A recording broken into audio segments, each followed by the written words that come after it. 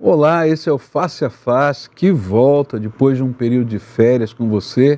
E você está vendo aqui o cenário diferente, as coisas diferentes, porque nós estamos gravando aqui de Niterói, da Primeira Igreja Batista de Niterói, onde eu estou trabalhando como pastor interino, ajudando essa igreja nesse período. E estamos aqui com uma equipe nova, com um time novo, todo mundo ajudando. Não dá agora para a gente virar a câmera e mostrar todo mundo para vocês, mas olha, tem um time de 21 pessoas aí que se voluntariaram para a gente continuar fazendo o Face a Face e poder chegar até a sua casa. E eu espero que você fique até o final conosco, que você veja, não é, o nosso convidado, uma convidada muito especial. Você vai ver daqui a pouquinho, a gente vai apresentá-la e eu tenho certeza que você vai ser abençoado por essa história de vida tão linda que tem a ver com a PIB de Niterói e com o Brasil Batista como um todo. Mas como a gente sempre faz, eu queria começar com uma meditação da Palavra de Deus, que se encontra lá em Isaías, capítulo 26, versículos 3 e 12. A Bíblia diz assim: Tu, Senhor, conservarás em perfeita paz aquele cujo propósito é firme, porque ele confia em ti. E a gente vai aprender aqui com esse texto algumas coisas que são tão importantes. De onde vem a paz do Senhor sobre a nossa vida, a paz do Senhor sobre os propósitos, os alvos, a paz do Senhor no meio, às vezes, das lutas, das dificuldades da vida. Primeira coisa que esse texto ensina é que a paz está dentro do nosso coração quando nós temos um propósito, uma visão, um alvo muito bem definido e a gente sabe para onde a gente está indo. Às vezes a paz some do nosso coração quando a nossa mente se perde no meio dos caminhos, opções, dificuldades, e a gente está perdido. Mas quando o Senhor nos revela a sua vontade, o seu propósito, para onde a gente tem que ir, então a gente vai ter paz, porque a gente vai depender da graça do Senhor na nossa vida. Às vezes na vida a gente tem dúvidas. E a Bíblia ensina que nós somos como o mar quando temos dúvidas. Chegamos na beiradinha da praia e voltamos. Chegamos de novo e voltamos, mas nunca vamos adiante. Mas quando a gente tem um propósito definido por Deus, uma visão dada por Ele, então a gente tem confiança. E esse é o segundo ponto desse texto. Ele diz que se a gente tem um propósito firme, que é dado por Deus, a gente pode confiar no Deus que vai nos abençoar. E ele diz, porque ele, essa pessoa que tem paz, confia em ti. E aí a gente sabe que aquela palavra dada por Deus vai se cumprir na nossa vida. A gente sabe que o Senhor não mente para nós. A gente sabe que a graça dele é suficiente para a nossa vida. Então, se você está vivendo um momento de luta, de dificuldade e de dúvida, a primeira coisa é perguntar para Deus o que Ele tem para a sua vida, qual é a vontade dEle para você. E aí, firmar um propósito, um alvo, de seguir exatamente o que o Senhor falou. E no meio dessa jornada, você vai olhar para cima e continuar confiando nele. E aí vem a consequência de tudo isso no versículo 12. E eu acho tremendo esse texto, porque ele vai nos ajudar a entender como é que Deus opera. Ele diz assim: e o Senhor concede-nos a paz, porque todas as nossas obras tu as fazes por nós. Ora, se Deus te deu a visão, o sonho, o propósito, o alvo, a meta, e você já está seguindo aquilo que Ele ensinou, a vontade dEle, e se você confia naquilo que Deus está falando, que Ele é Senhor, que Ele vai derramar graça, então você vai assistir na sua vida o que Deus faz. Ele realiza os propósitos dEle na nossa vida. A Bíblia nos ensina que aquele que começou a boa obra em nós é aquele que vai consumar todas as coisas. E aí a gente pode seguir a nossa rota em paz, porque temos um propósito, confiamos nele e porque vemos os milagres dele na nossa vida. Esse é o Face a Face, fica conosco até o final e olha, o convidado de hoje, a convidada de hoje é maravilhosa, não perca.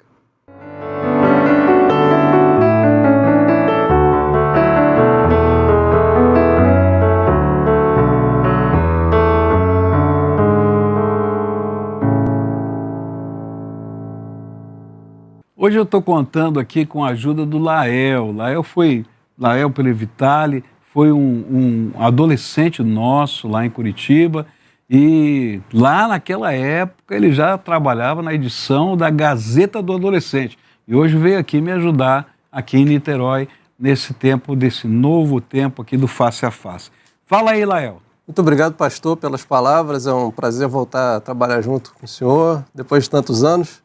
Hoje a gente está aqui com uma convidada muito especial. Ela nasceu num lugar que eu não vou arriscar falar o nome em alemão, mas hoje em dia se chama Panambi, lá no Rio Grande do Sul. E ela veio ainda jovem estudar no ITC, que passou a chamar IBER, né? E depois hoje é CIEM, onde ela se formou e também conheceu o amor da vida dela. Amém. Assim como ele, ela se tornou uma figura proeminente no cenário evangélico e tem décadas aí de serviço prestado à comunidade batista. É tanta coisa que eu vou ter que ler aqui. Ela foi presidente da União Feminina Missionária Batista Brasileira por 12 vezes, foi secretária e vice-presidente da Convenção Batista Brasileira, vice-presidente da União Feminina da Aliança Batista Mundial, Aliança da América Latina, da União Feminina Capixaba e da Fluminense. Ela exerceu inúmeras funções também no ministério local aqui na igreja, foi diretora de departamento desde adolescente até novos crentes, rádio, comunicação. Ela atuou como mensageira, conjunto de sino, diaconisa, pianista, organista, pregadora, palestrante. Ela esteve à frente de grupo de MCM, ciência doméstica, embelezamento, fundou o Coral Rosa de Saron, cuidou dos amigos de missões, creches e muitos outros trabalhos. Ela foi produtora também e apresentadora no Reencontro, é a tradutora trilíngue, é autora de livros. Bom, quase que não dá tempo de incluir tudo aqui, gente. Mas o que ela gosta mesmo é de agradecer a Deus por tê-la presenteado com 3 filhos, 4 netos e 3 bisnetos.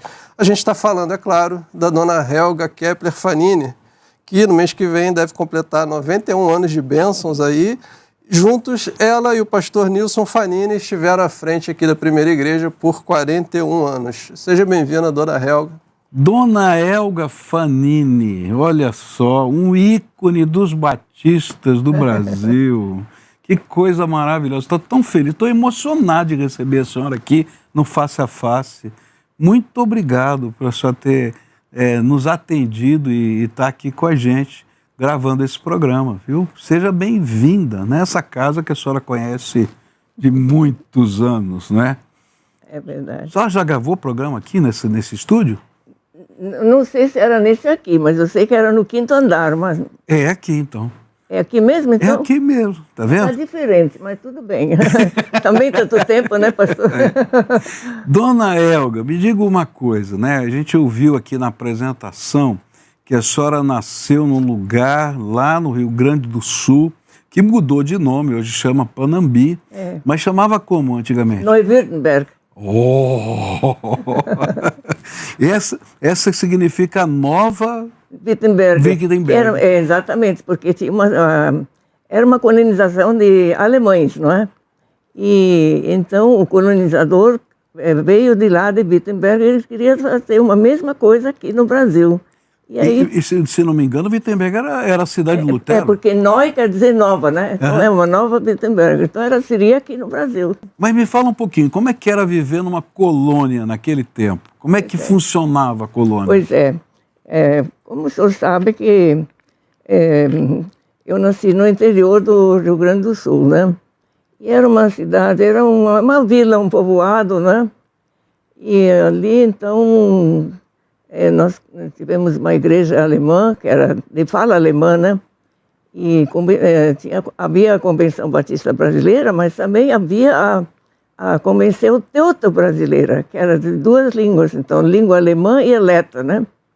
E então, eu nasci ali, e a minha primeira língua era o alemão, né? O alemão. Tinha que ser, não é?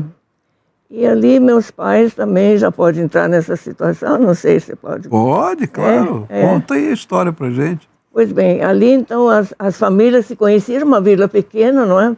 As famílias se conheciam, a convenção não tinha muitas igrejas, também muitos estados, era mais no sul, onde tinha mais alemães, né? E então, por exemplo, meu avô veio da Rússia, que era, no tempo era Volnia. E a minha avó já veio também crente dos alemães, da Alemanha, né? Da Westfália. Mas um dos meus avós maternos não eram crentes, não. Eles se conheceram depois, mais tarde. Então, assim, a gente começou... Agora, eu ouvi uma história que o seu pai, quando chegava em casa, a primeira coisa que ele fazia era orar, que ninguém podia falar com ele, é verdade? É o avô, né? Era o avô? O avô trabalhava na Tannhauser, quando ele chegava do trabalho, né? Ele ia direto para o study dele, o gabinete dele, se ajoelhava e orava. Porque para ele era tão importante sempre estar em contato com Deus e agradecer, porque Deus estava guardando até aquele momento, né? Uhum. E essa foi o berço da senhora, então? Foi. Mas, e como é que foi a conversão da senhora? A minha conversão se deu de uma maneira bem interessante. Como eu lhe disse, também nós tínhamos uma igreja batista alemã chamada Emanuel, e então ali a gente tinha sempre a União de Mocidades, tinha a escola bíblica dominical, aos domingos, e durante a semana a gente ia conversando e conhecendo as pessoas e tal, e se interligando, né? E então, eu sei que foi que a primeira vez que eu manifestei que eu aceitava Jesus foi aos 12 anos. Mas depois, com o tempo, porque naquela época a Igreja Batista Alemã tinha essa praxe, que não batizava antes, vamos dizer assim, dos 15 anos, quando tivesse saído da adolescência, porque eles achavam, eram crentes muito rigorosos, eles chegaram na Alemanha, aqueles velhos ali, mas então depois tinha uma série de conferências na Igreja Emanuel, e pregando um pastor, aí eu confirmei minha decisão de aceitar Cristo, e levantei a minha mão, depois eu fui à frente, e assim, dizendo publicamente que eu queria seguir Jesus e dar meu coração a Ele, que eu ia aceitando ali Jesus ali naquela hora, né? Então, depois de passado esse tempo, né, nós ouvimos aí na apresentação da senhora que a senhora se matriculou lá no Instituto ITC, que hoje é o IBER, né? Hoje é o CIEM, né? Passou a ser IBER, depois CIEM, né? E como é que foi esse sentimento de que precisava aí se preparar para o Evangelho? Eles nos diziam que nós tínhamos que sair das quatro paredes da igreja e falar de Jesus às pessoas. Então aquilo tocou muito nos jovens, né?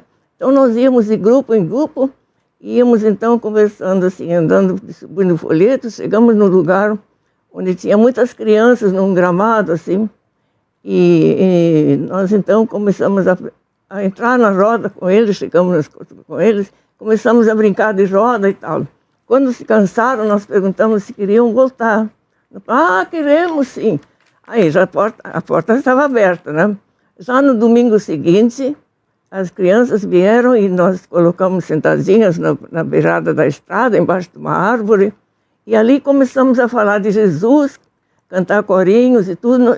Aquelas crianças não sabiam nada a respeito de Jesus. Nem sabiam, nunca tinham ouvido nada. E então ficaram encantadas, gostaram muito.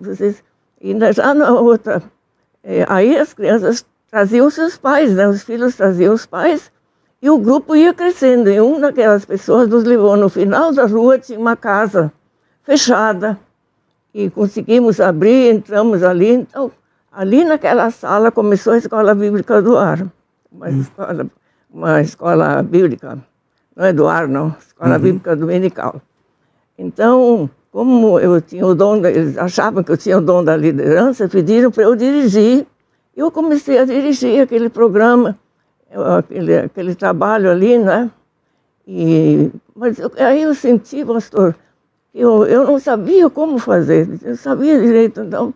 Aí eu falei com minha mãe que eu gostaria muito de estudar, de me preparar, de saber fazer as coisas assim, no trabalho de Deus. Eu não queria ser missionário ou outro lugar na obra, né? E aí, então minha tia Vale, já morava conosco, porque meu pai havia falecido, e ela então veio para ficar com minha mãe, para fortalecer, para ajudar. E ela ouviu, ela disse, olha, Helga, eu sei, eu tenho um prospecto de uma igreja, de uma escola no Rio de Janeiro, onde preparam moças jovens, né, para a obra do Senhor. Então, aí lemos o prospecto, ela tinha, e então nós lemos e ela perguntou, é isso que você quer, Helga? Eu disse, exatamente. Isso nós escrevemos, então escrevemos a escola, né, a ITC, pedindo inscrição. E quando chegou a resposta, fui aceita. Opa. Eu fiquei tão feliz, pastor, muito feliz mesmo. Mas aí teria que ficar interna, né? Morar 3 anos, que o curso era de 3 anos ali. E aconteceu assim. Então, eu fui conhecendo ali a escola, as professoras, né? E aí tinha aquele programa, né? As matérias, né? Era introdução bíblica, era sobre enfim, o senhor sabe como é que é no seminário, né? Muita coisa. Mas eu ouvi dizer, não sei, me falaram, eu tenho assim uma rede de informantes maravilhosa, né? Me disseram que tinha um momento muito especial lá no ITC, que era um jogo de vôlei. Ah, sim. E que nesse jogo de vôlei tinha um juiz. Entre todas as... Como é que é essa história? Essa história foi muito linda. É que nós do ITC, as alunas chamávamos de ITCistas, e os alunos do seminário chamavam seminaristas. Eles gostavam de vir conversar com a gente, conhecer. Sim, eles entendi. Especialmente os solteiros, né? Os casados já não iam lá visitar a esposa, as noivas, né? E eu sei que um sábado daqueles, eles vieram e a gente podia receber visitas às sextas-feiras à noite e sábados à tarde. Então, naqueles sábados, eles vieram, as seminaristas e tal. Como tinha um campo de vôlei ali ao lado da escola, era aqui, e logo ao lado tinha a cancha de vôlei, né? E então nós foram formados os times e aí começou a jogar. Vamos dizer assim, o time A era o meu, né? O time B era o adversário, né? Uhum. Éramos colegas, né? Mas tinha que ter um juiz, né? E tinha um seminarista ali, disse, olha, tem um cara ali, um seminarista, parece que é muito bom nessas coisas de apitar e de ser juiz e tal. Vamos chamar, chamaram, ele ficou ali. Então começou o jogo, eu dava ideia, começou com A. Aí eu dei os saques, né? E aí veio a volta para o B, veio aquele assim. Sim. E tal. Eu era levantadora no vôlei. Mas quando eu dava saques, então, ou ele então dava outro, eu sei dizer que quando elas ganhavam, mas quando nós perdíamos, elas ganhavam, quer dizer, nós... Então, o juiz apitou e deu ponto para nós, para a turma A, para mim, né? Aí todo mundo ficou bravo. Eles reclamaram, pastor. Mas como é que pode ser o juiz? O ponto era para nós, não, mas era assim. Agora não é mais, mudou. E quem era o juiz? Já sabe, né? Eu não sei. Era um seminarista lá de Curitiba, do Paraná. Chamava Nilson Fanini. Ele deu ponta para a senhora, essa era a verdade. Mas eu sei que depois tem uma outra história. Tinha ping-pong também, né, uma sala. Então, ele veio assim, conversamos, vocês gostam de jogar ping-pong? Gosto, assim. Tem uma sala ali. Aí nós fomos lá, já tinha tudo armadinho, né, a rede, as raquetes e a bolinha, né? E ali jogamos, então, e às 10 horas sempre batia a hora, às 5 horas tinha que terminar e fechar. Eles tinham que deixar. Tinha que ir né? embora. Mas eu ouvi uma outra história. Mas aí, pastor, não, mas tem uma Então vamos coisa lá, aí então que, né? vamos lá. Aí eu sei dizer que nós jogamos e uma dessas ele ia dar a bolinha, ele ia dar a bolinha e segurou a bolinha, né? Aí eu disse, ué. Aí eu olhei para ele e me deu uma piscadinha. Oh! Olha, mas eu fiquei assim, mas eu fiquei na minha, né? Sim. Fez de conta que não percebeu. Aí no sábado seguinte, eles vieram, já queriam passear com uma turma, nós íamos juntos. Era tudo assim, né? Era muito gostoso esse intercâmbio, né? Mas aí então nós começamos a conversar e ele ficava chegando assim. E tinha uma árvore, ele fazia assim as bolinhas, ele jogava a bolinha da árvore para mim. E eu nem fazia de conta que eu não via, né? Puxa vida, mas essa alemãzinha é difícil, né? Mas enfim, nós começamos a conversar, a namorar. E nós começamos a nos gostar, a namorar. Mas eu tenho uma história que eu ouvi, quero que a senhora conte, de uma história de um bonde, que a senhora foi para o Rio de Janeiro para assistir eu acho que era uma convenção no Rio de Janeiro, na primeira do Rio. Congresso Mundial da Juventude Batista ligado à Aliança Batista Mundial. No Rio de Janeiro. Foi no ano de 1953. E eu, como eu entrei no ITC em 1952, e quando chegou então no final do primeiro ano meu, nós já éramos namorados. No ano seguinte nós voltamos. Aí então foi o seguinte, que quando chegou esse congresso, em 1953, em julho,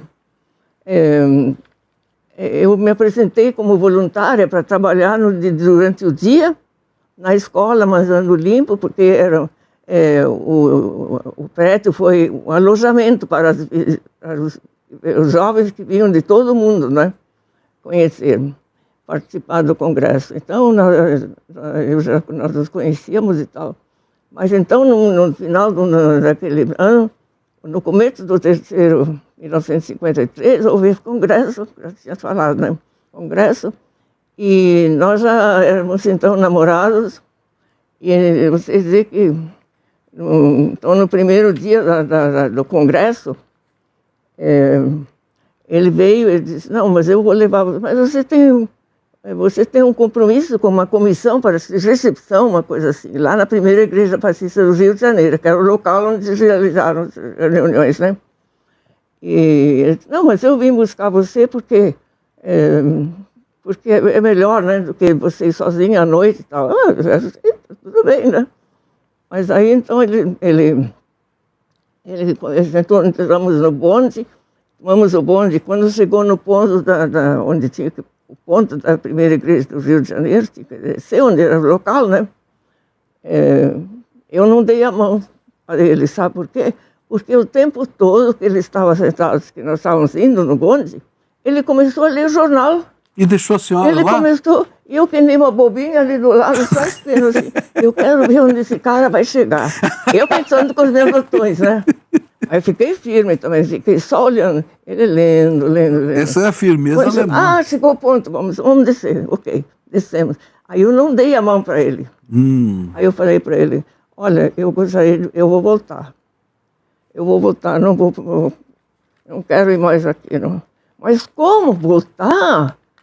Voltar como? Por quê? Não sei, fiquei firme. Então, aí voltamos. Quando chegamos no ITC, fechei a porta, dei boa noite, mas eu disse a ele assim, antes, se você estiver interessado em continuar esse namoro, você volte daqui 1 hora.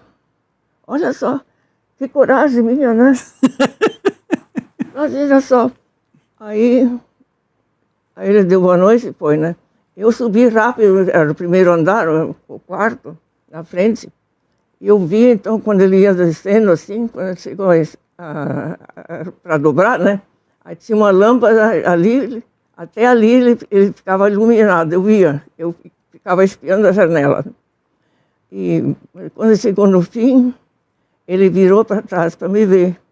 Mas eu fiquei quieta, né?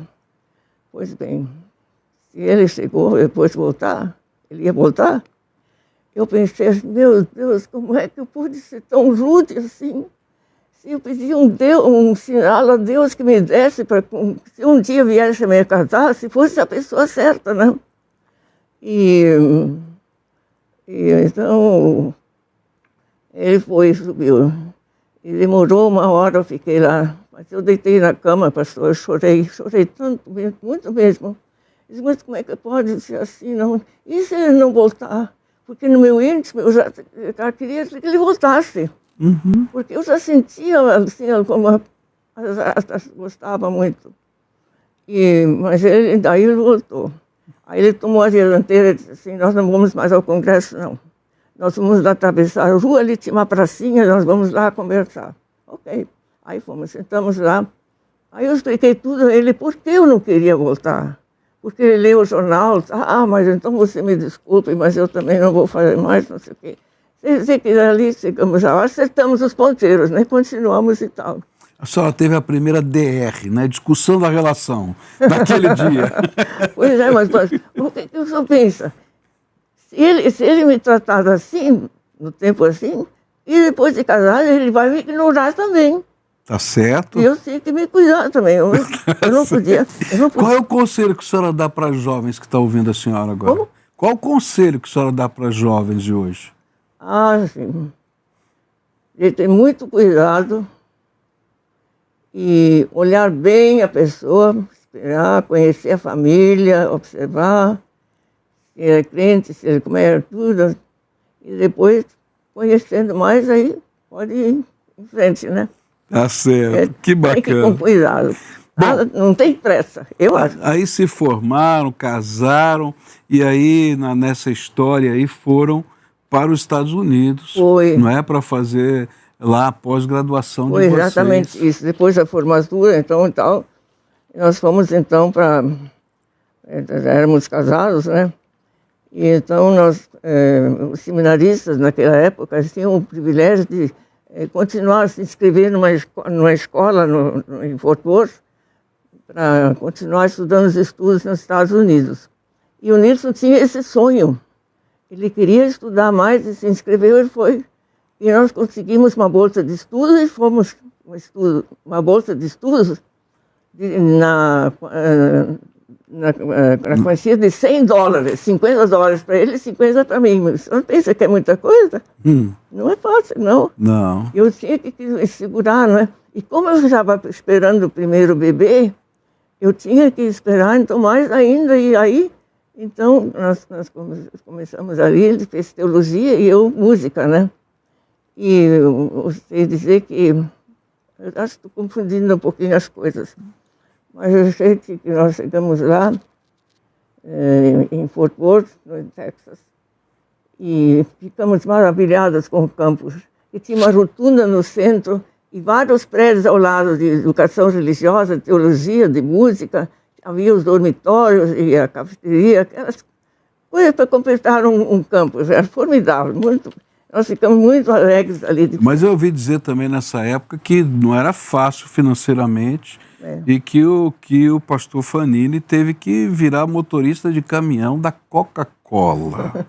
Diz que era porque ele gostava de tomar Coca-Cola, é verdade? Bem, ele começou primeiro na cafeteria. Lá ele ganhava 60 centavos e $1. Não é nada, né? Uhum. Mas já ajudava o orçamento, né? E então ele deu deu trabalho umas horas lá, depois ele foi achando um outro lugar da Coca-Cola, onde a hora era $1, já melhorou bastante, né? E ele passou então a trabalhar assim, e não foi fácil, porque tinha que trabalhar e estudar ao mesmo tempo. Difícil. E aí também teve o souvenir texano, não é? Teve um filho que nasceu lá. Foi, o primeiro filho então nasceu dia 25 de fevereiro. Mas foi um dia tão feliz, pastor. Parecia que os céus, quando eu me tornei mãe, eu sentia, parecia que os céus tinham vindo sobre mim, de tanta felicidade que eu tinha, não é? Era maior, realmente. E naquele tempo foi uma das maiores bênçãos ali durante eram 2 anos o curso, né? A bolsa de estudos. E então foi assim. Então, nós vamos ter que fazer uma pausa aqui, porque eu vou chamar os nossos patrocinadores, aqueles que nos ajudam a manter essa estrutura funcionando. E logo depois, eu vou deixar uma pergunta no ar. Vocês terminam o curso lá e vêm pastorear Exatamente. aqui no Brasil, em Vitória. Olha. E aí você vai me contar um pouquinho dessa história. A gente volta já já, fica com a gente. Esse aqui é o Face a Face. Precisando trocar os pneus? Aqui na Barão tem pneus Pirelli para seu automóvel, caminhonete, SUV e até caminhão. Pneus a partir de R$ 309. 9 lojas em Curitiba e região. Pirelli é na Barão Pneus. O Colégio Objetivo acredita no fazer para aprender e oferece experiências na melhor estrutura da cidade. Aprender é verbo, é ação e ensinar é objetivo. Matricule seu filho.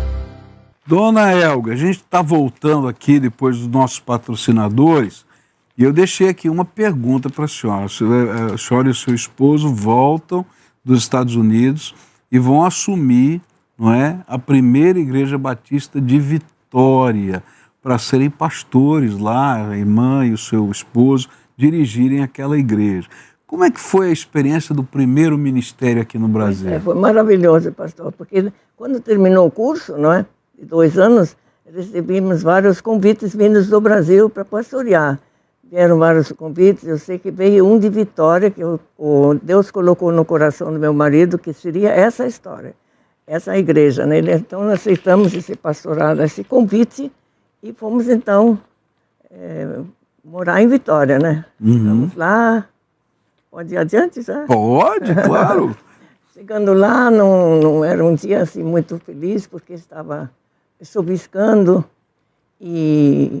mas alguns irmãos estavam nos aguardando ali. Como não tinha igreja pastoral, casa pastoral, nós moramos na casa do missionário primeiro um tempo. Depois a igreja então alugou um apartamento perto da igreja, era só atravessar a rua, a igreja já estava aqui, né? De Vitória. E eu sei dizer que então nós começamos ali. E quanto tempo ficaram lá em Vitória? Foi uma igreja maravilhosa, muito amorosa. O povo capixaba é um povo especial, eles eram amorosos, muito. A igreja nos recebeu muito bem, muito alegre. Eu sei dizer que a igreja ia muito bem, cresceu muito. E quanto tempo vocês ficaram lá, mais ou menos? 6 anos, incompleto, 6 anos. 6 anos. 1958 a 64. Exatamente. E ali teve um momento marcante, que foi um dia marcante. Bom, o primeiro que foi meu filho, o segundo filho nasceu, né, o Roberto. Tá. O Roberto nasceu em 17 de junho e foi uma grande alegria, porque já tínhamos 2 filhos, né, um texano e um capixaba agora. Certo. Eu estava muito feliz, estava pensando que estava bom de parar aqui, né? Uhum. Eu já estava na certa idade avançada e tal, mas então eu sei que a igreja cresceu muito, pastor, o diaconato foi ampliado, fizemos um evangelismo fora na cidade, muita coisa, e então a igreja começou a crescer tanto que foi necessário ir para um espaço maior, né? Mas onde é que tinha só tinha à venda estava uma quadra, um terreno enorme ali, à venda. E a igreja, então, entrou pela fé, né? Uhum. E foi adquirido. Como nós tínhamos recebido, a igreja recebeu uma oferta de $30 mil, que era para exatamente continuar esse projeto, né? Que a igreja comprou aquela terra e começou a construir um templo. E o projeto de um novo templo veio de São Paulo, de um arquiteto batista. E foi feito. A igreja aceitou, tal, claro que tinha que pedir autorização para funcionar, não é? Aí foi tudo feito e tal. Então ali começou sendo construída uma igreja, um templo. E eu sei dizer que não foi fácil, pastor, porque o senhor sabe como é, né? O senhor já foi pastor. Sim. Então, mas Deus nos ajudou e vencemos tudo. Eu sei dizer que começou a construção do Templo Novo, né? E ele, quando estava bem adiantado já a construção, a obra, né? Nós estávamos pensando, bom, agora está ótimo, está tudo tranquilo, né? Mas daí veio o convite de Niterói. E deixamos, né? O templo construído, mais ou menos já estava bem adiantado, né? A construção. Estava entendendo que Deus estava trazendo para cá. Para cá, é isso mesmo. Então foi uma coisa maravilhosa. Mas uma coisa, pastor, enquanto eu era em Vitória houve um acidente muito triste, né? Um acidente aéreo. A aerolínea estava chegando no aeroporto em Vitória, antes de alcançar a pista, ele bateu e eu sei que incendiou e todos morreram ali. E meu marido estava exatamente, isso eu não tinha contado, estava no Rio para reuniões, porque era presidente lá, ele tinha que estar nas reuniões de comissão executiva, tinha reuniões no Rio. Eu tinha ido da terça-feira para voltar sexta-feira. E foi exatamente naquele dia que aconteceu o acidente. Aquele acidente. Né? Estava previsto. Mas quando a igreja, a cidade tomou conta começou a saber do acidente, foi uma coisa horrível, pastor, porque já pensou assim, caiu um avião assim, de repente, incendiando e morrendo todo mundo, e as pessoas queriam saber, estavam no aeroporto, queriam saber quem estava, quem tinha, como é que foi, né, os detalhes. Mas eu estava em casa, meu marido tinha viajado, né, e com 2 filhinhos. E o Otto lembra bem que a mãe, durante a noite toda, cantava hinos com eles, nós orávamos, e ninguém dormiu, nós não dormimos. Foi uma coisa... E naquele tempo não tinha comunicação para saber. De repente, eles perderem o pai e o esposo, mas eu fiquei tão tranquila. E dizem eles que eu fiquei tranquila, e nós cantamos à noite, fizemos oração e não conseguimos dormir. E no sábado, no dia seguinte, nós estávamos exaustos, esperando agora como é que a notícia, né? Quando bateu o telefone, pastor, era o pastor que estava, o pai, o Otto, entendeu? O Otto, não, dizendo que ele tinha atrasado o voo no Rio, no Santos Dumont, tinha atrasado o voo e ele perdeu exatamente esse voo. Santo atraso. Quando nós ouvimos a voz dele, pastor, olha, nós ficamos tão alegres, tão felizes. Não? E realmente foi uma época bem difícil, mas essa foi uma das experiências muito tristes, mas porque nós vimos ali o cuidado de Deus, a providência de Deus, né? Ele não deixou embarcar naquele voo porque ele tinha um propósito, exatamente, tinha um plano para a vida. Deus tem tudo preparado, até os atrasos são abençoados. Não é verdade? Graças a Deus mesmo, foi assim. E aí, 41 anos de ministério aqui em Niterói, né? Lembra pra gente, assim, algumas coisas marcantes, assim, que a senhora tem lembranças boas, né, do ministério aqui em Niterói? A igreja nos recebeu efusivamente. E era uma igreja grande, e os desafios eram enormes, então muito maiores, né? Mas nós começamos a nos integrar no trabalho da igreja, e, enfim, tudo fluía muito bem. Quando ele aceitou o ministério, ele falou que o ministério dele seria cristocêntrico. Cristocêntrico. Ele apresentou os pontos todos, que o púlpito seria a primeira preocupação, né? Ele tinha a mensagem, ele queria uma esposa, ele pediu a Deus uma esposa e tal. E eu sei dizer que ele dizia assim, irmão, eu sei que Deus me deu mensagens, me deu uma igreja e me deu um anjo. Mas ele foram anos, pastor, eu vou dizer ao senhor, foram os anos mais gloriosos da nossa vida, porque foi, naquele tempo, aconteceram tantas coisas, pastor, que tinha que escrever um livro para... Era muita coisa, muitas experiências. Mas a senhora escreveu o livro, não escreveu? Foi exatamente isso aqui, pastor. Olha aqui. Vamos mostrar esse livro aqui, olha aqui, não é? Livro da dona Elga Fanini, não é? A trajetória de vida da esposa do pastor Nilson Fanini, tá? Depois você vai ver aqui. E se alguém quiser comprar esse livro, como é que faz? Sim. Eu tinha na igreja sempre, né? Como era outro jeito, não tinha. Eu não conhecia outro jeito. Eu sei que tinha, mas... Na jornada da senhora, né, a senhora exerceu várias funções. A gente viu aqui presidente da União Feminina, tanto aqui do Brasil, quanto Fluminense, quanto da UBLA, né, da Latino-Americana. Me fala um pouquinho agora da senhora, do seu ministério, né, das coisas que Deus usou a sua vida para realizar. Eu sei que quando eu comecei aqui, falei que a senhora é um ícone dos batistas, né? A gente via eu, né, via as convenções e via a senhora dirigindo a União Feminina, via a senhora dando palavra nas convenções, pregando em vários lugares, a senhora é uma excelente pregadora. Imagina só. É verdade, não é? Então me fala um pouquinho agora da obra de Deus através da dona Helga. Os anos que eu fui presidente da União Feminina Missionária Batista do Brasil foram 12 vezes, e foram anos maravilhosos. Eu ficava, pastor, maravilhada, aquelas mulheres batistas, os salões cheios ali.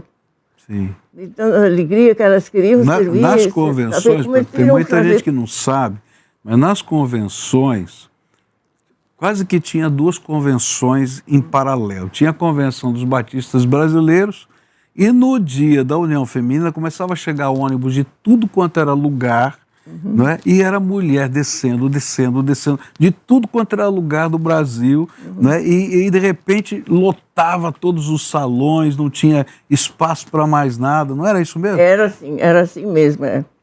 E então, quando eu tinha que presidir, não é?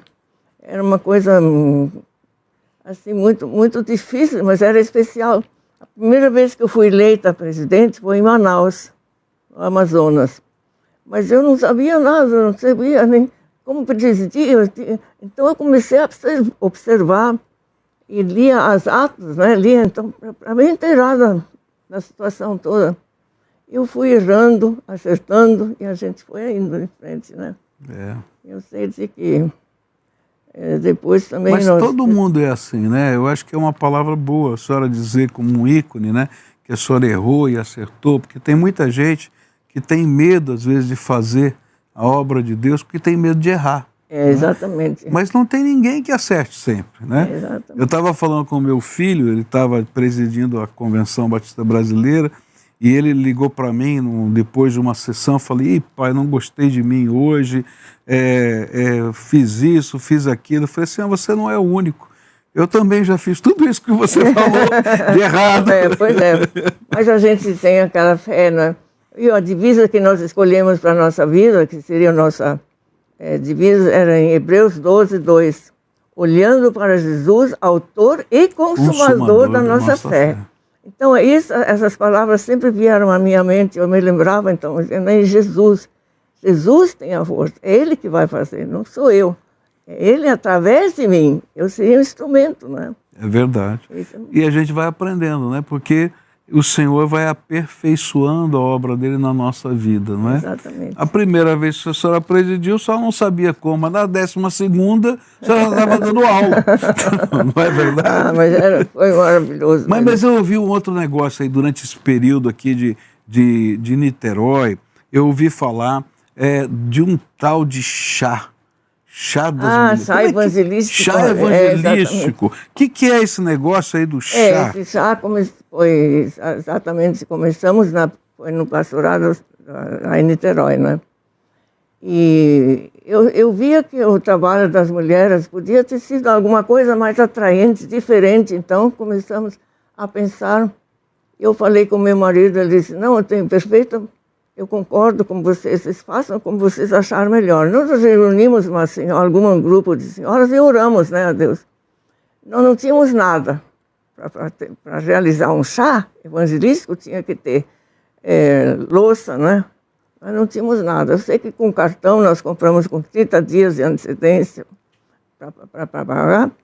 E foi então compradas xícaras, pratos e essas coisas todas que a gente precisava, garrafa térmica e tudo, enfim. Nós tínhamos um armário na quadra, agora nós entramos, né, hoje, a quadro, e onde nós guardávamos todo o nosso material. E quando então começamos, não tínhamos nada, era bem pequeno, bem assim, mas ficávamos tão entusiasmados esperando o segundo. Então marcamos o segundo, aí começou. E esse chá, então, trazia tanta gente, porque nós queríamos que a nossa igreja fosse conhecida e que viessem pessoas de fora para nos conhecer, visitantes, para então termos oportunidade de pregar o evangelho, né? E eu sei dizer que cada chá foi crescendo, foi crescendo, foi crescendo. E nós fomos acompanhando todos os chás, pastor. Eu tenho um jornalzinho, pequeno jornalzinho, né? Então, o primeiro chá era assim, depois tinha convidado uma cantora e uma pessoa que desse testemunho. E também nós fazíamos os pedidos de oração, nós colocávamos numa cestinha, né? E depois, no final, dedicávamos a Deus esses pedidos. Mas então, foi uma coisa linda, nós conhecemos muitas pessoas, convidamos, e eu sempre dizia assim, eu vou convidar pessoas, mas só que não vou pagar. Eu teria que ser como eu faço, eu não cobro. Quando ia numa igreja pregar, não é?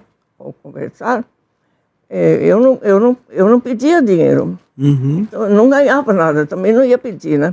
Eu também fiz assim. Então, eu não ia pagar ninguém. Mas ninguém, então, pagou. Realmente, todas as pessoas vieram de boa vontade.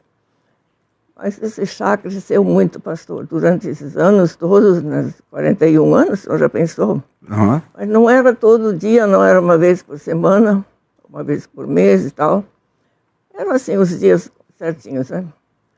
E muita gente se converteu. Ele ficou tão conhecido que até nós recebemos uma moção da Câmara dos Vereadores em Niterói. Nós conhecemos. Mais tarde, durante a Aliança Batista Mundial, porque nós não conversamos ainda, né? Eu tive o privilégio de conversar sobre esse chá lá em Hong Kong. Quando a Aliança Batista Mundial se reuniu lá, então nós tínhamos uma reunião das senhoras, né? E então eu tive esse privilégio porque em algumas partes já se ouvia que fazia trabalhos assim diferentes, mulheres como esses chás evangelísticos, né? E assim foi. Que bênção. Agora a gente está caminhando para o final, nosso tempo está terminando, mas assim, a gente ouve, né, por exemplo, a senhora, as histórias, tanta coisa que aconteceu, o pastor Fanini, que presidiu a Convenção Batista Brasileira várias vezes, depois a Aliança Batista Mundial, e a senhora junto com ele em todos esses lugares, não é? E a gente fica pensando assim, como é que era a vida em família, o dia a dia, né? Porque uma agenda cruzada, isso, aquilo, acontecendo, reencontro, a obra social tão grande, organizações, aquela distribuição de Novo Testamento, se não me engano, 4 milhões de novos... 25 milhões de novos testamentos distribuídos no Brasil, através do reencontro, através de doações que vieram do mundo todo. E a gente fica pensando assim, como é que era a vida em família? Dessa família, não é? Com os filhos, com o dia a dia, com a correria. Como é que funcionava isso aí? Não era fácil, né? Eu imagino, não era fácil. Né? Porque nós começamos, eram pequenos ainda, e às vezes vinha minha irmã, ficava com eles, eu deixava e eu ia também. O levava. E a Margarete me disse, quando ela tinha 3 anos de idade, ela se lembra, eu a levei junto quando a Aliança Batista Mundial se reuniu em Los Angeles. E ela foi comigo, mas eu fui com... Ela levou, eu tive que levá-la, porque o pastor Fanini falou, sem ela eu não vou. Imagina só. Aí eu fui, ela tinha 3 anos, não foi fácil, não. Mas eu ia junto com ele e levava os filhos, ou deixava alguém com eles. Eu sei que sempre tinha, dava um jeito. E funcionava. E funcionava. Que benção, que gostoso. Ninguém que se perdeu, todos eles aceitaram Jesus, ficaram com ele, servindo. Hoje eles estão formados, né? Estão estudando estudaram nos Estados Unidos, depois optaram por morar lá. Todos estão morando lá agora. Eles estão felizes, têm suas famílias, né? E 3 filhos, Otto, Roberto e Margarete. E 4 netos, Gabriel, Ingrid, Eric e Natalie. Uau. E também já tenho 3 bisnetos, pastor. 3 bisnetos? 3 bisnetos. E eu sei que eles são minha alegria, minhas joias. E eu não canso de agradecer a Deus, né? Porque se não foi fácil, mas também não foi impossível. Não. Deus não é um Deus dos impossíveis, Ele é Deus dos possíveis. E assim fomos indo, pastor. Que bênção. Eu muito feliz. A gente vai encerrar agora, mas eu queria pedir para a senhora dar uma palavra. O que tiver no seu coração, a senhora vai olhar para aquela câmera ali, que está aqui bem no meu lado esquerdo, tá? E a senhora vai dar a palavra que tiver no seu coração para quem estiver nos ouvindo aqui. O que tiver aí no seu coração? Bem, em primeiro lugar, eu quero dizer que eu estou muito feliz em estar aqui nessa noite e dizer alguma coisa sobre a minha trajetória de vida e também estar com o pastor Piragini, que para mim é um privilégio, uma honra muito grande. A honra é minha de estar com a senhora aqui. Muito feliz. E também agora com a eleição dele como presidente da Convenção Batista Brasileira, mais uma incumbência que ele tem muita capacidade, eu sei. E eu conheço o pastor Piragini, não é de hoje, não. Eu sei que quando foi uma convenção e foi em Aracaju, não foi? Sim. Quando o senhor pregou, o senhor foi eleito presidente, e o senhor pregou sobre... qual foi o mesmo tema? Olha, eu juízes, não lembro, né? Eu só não preciso lembrar porque eu não lembro o tema que eu preguei. Foi Neemias, não sei, uma coisa maravilhosa. Eu sei que eu fiz copiei, na minha Bíblia está Neemias escrito. capítulo 1 foi. Dia tal ano, que ano foi mesmo? Eu nem sei, mas não 1900 lembro. A senhora está melhor que eu, olha só, viu? Eu preciso tomar ginkgo biloba, então eu não lembro, viu? Eu sei que eu escrevi na minha Bíblia, pastor Piragini, orador, como presidente da CBB, né? Orador oficial, na mensagem oficial. E eu sei dizer que eu escrevi ali. Depois, mais tarde, eu fiz uma cópia daqui. Ela fez uma foto dessa marcação na Bíblia, gente, tá?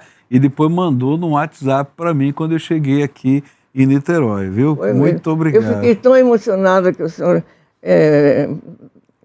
aceitou esse convite da primeira igreja de Niterói, que é uma grande igreja.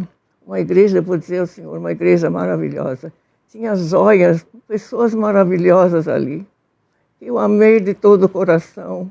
E ainda hoje, quando eu vejo aqui alguns aqui que estão nos assistindo, eu fiquei tão emocionada, pastor.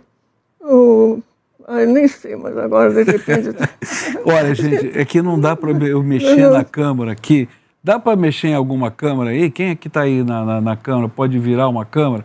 Mostra aqui a plateia para vocês aí verem, né? Quem é que está aqui hoje? Olha que coisa maravilhosa, tá?